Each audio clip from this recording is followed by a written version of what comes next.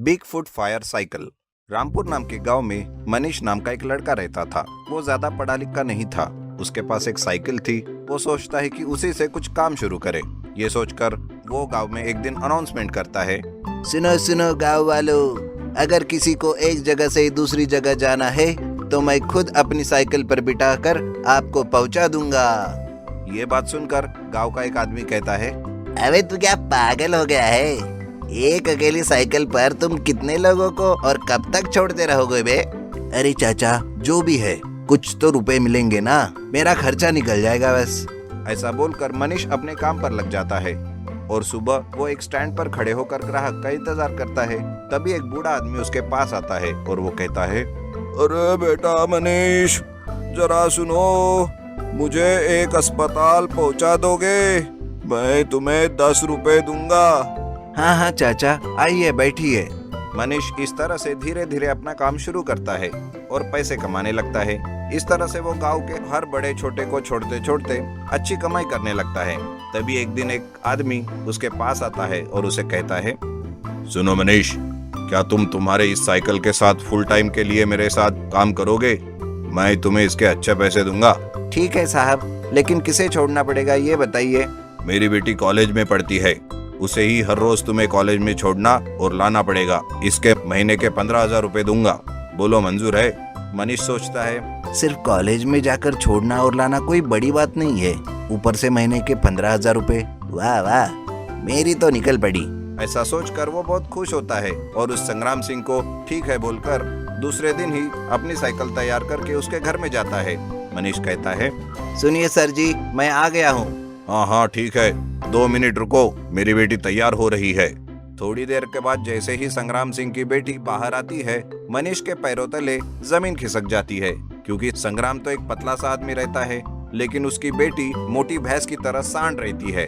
उसे देखकर वो कहता है, अरे मर गया रे, ये मैंने क्या किया? इससे अच्छा तो मैंने आत्महत्या कर ली होती। अब मैं क्या करूं? ये सोचकर वो जोर जोर से चिल्लाने लगता है, अरे बाहर आओ संग्राम सिंह, जल्दी बाहर आओ। क्या हुआ? क्यों इतना गला फाड़ फाड़ कर चिल्ला रहे हो? अरे मैं चिल्लाऊं नहीं तो क्या करूं? हिरन सोचकर तुमने इस हिप्पोपोटामस को भेज दिया। ये ठीक नहीं कर रहे हो तुम। कोई इस तरह कैसे कर सकता है? मैं नहीं लेकर जाऊंगा इसे। अरे इसके चक्कर में तो मुझे हॉस्पिटल में एडमिट होना पड़ेगा। अबे ज्यादा चालाकी मत कर। याद है ना, तुमने कल कॉन्ट्रैक्ट पर दस्तखत किए हैं। उस हिसाब से तुम ये काम छोड़कर नहीं जा सकते, समझे? ये सुनकर मनीष अपने माथे पर हाथ मार देता है और अपने आप को कोसने लगता है और उस मोटी लड़की को वो जैसे तैसे करके साइकिल पर बिठाकर कॉलेज छोड़ता है और घर लेकर आता है।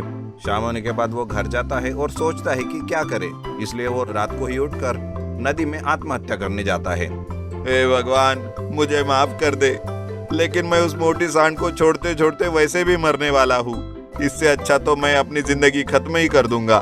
मनीष नदी में कूदने ही वाला रहता है कि उसे नदी में एक बड़े बड़े टायर वाला एक ट्रैक्टर पड़ा हुआ दिखता है। उन टायर्स को देखकर उसे एक आइडिया आता है और वो साइकिल के टायर को बदलकर उस ट्रैक्टर के बड़े बड़े टायर लगा देता है, जिस वजह से उसकी साइकिल एक बिग फुट साइकिल बन जाती है।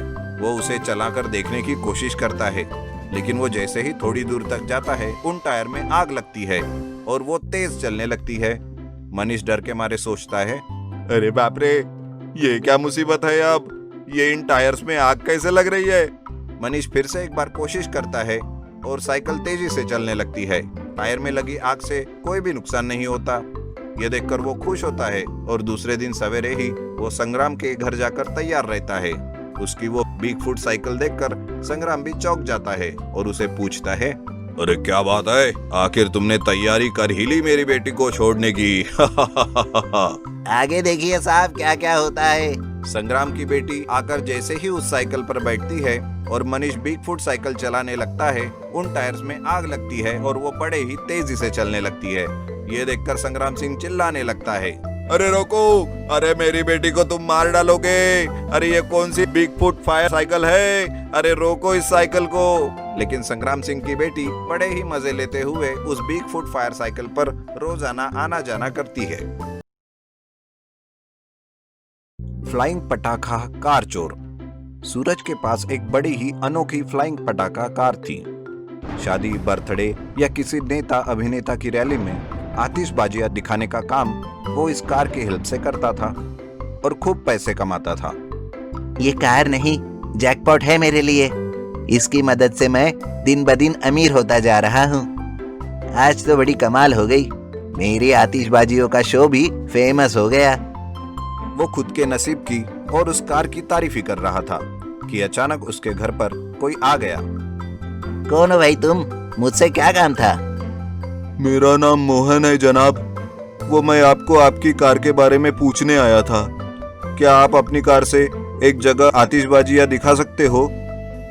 हाँ हाँ, क्यों नहीं, यही तो काम है मेरा। तुम बस बोलो कब और कहाँ करना है। पर एक छोटी सी दिक्कत है, मेरे पास आपको देने के लिए पैसे नहीं है। पर हाँ, ये शो अनाथ बच्चों के लिए करना है। वो आपको ढेर सारी दुआएं देंगे। क्या पैसा नहीं है? तो यहाँ क्यों आए हो? चलो जाओ यहाँ से। पैसे होंगे तब आना मेरे पास।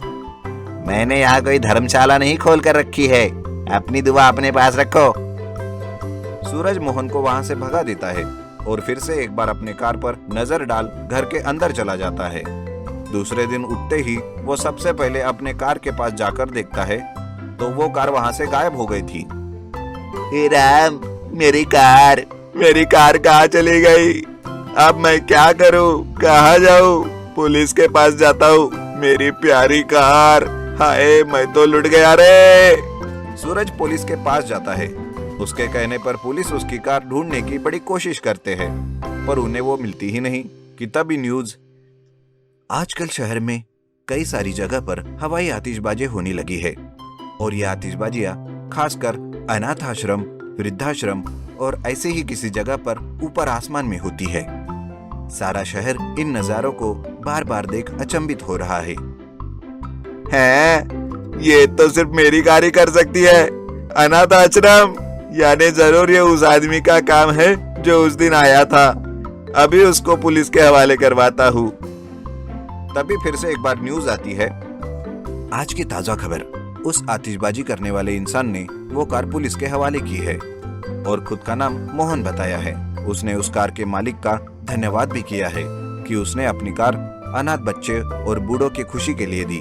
सरकार की तरफ से उनका सम्मान करने की अपील भी की है। तभी सूरज पुलिस थाने पहुंचता है अपनी पटाखा कार के लिए। क्या मेरा सामान? पर मैंने तो कार देने से मना किया था। काश मैं खुद ये आतिशबाजियां करवाता तो सच में मुझे उन सब की चेहरे की खुशी देखने को मिलती। पैसों के लालच में मैं अंधा ही हो गया था। चलो, मोहन ने मुझे सही रास्ता दिखाया। तभी मोहन सूरज के पास आता है और वो कहता है, माफ करना सूरज भाई, मैंने आपकी कार चुराई। माफी तो मुझे मांगनी चाहिए। तुमने जो किया सही किया। हाँ, तरीका गलत था पर उसकी वजह भी मैं ही हूँ ना, इसलिए रात गई बात गई। आगे से कभी भी तुम्हें मेरी मैजिकल पटाखा फ्लाइंग कार की जरूरत पड़े तो हक से बता देना। तुम चोर नहीं, तुम तो मसीहा हो, मसीहा। उस दिन से सूरज जो भी आतिशबाजियां करता था उनके साथ वो बच्चों को खुश करने के लिए आतिशबाजियां करता था।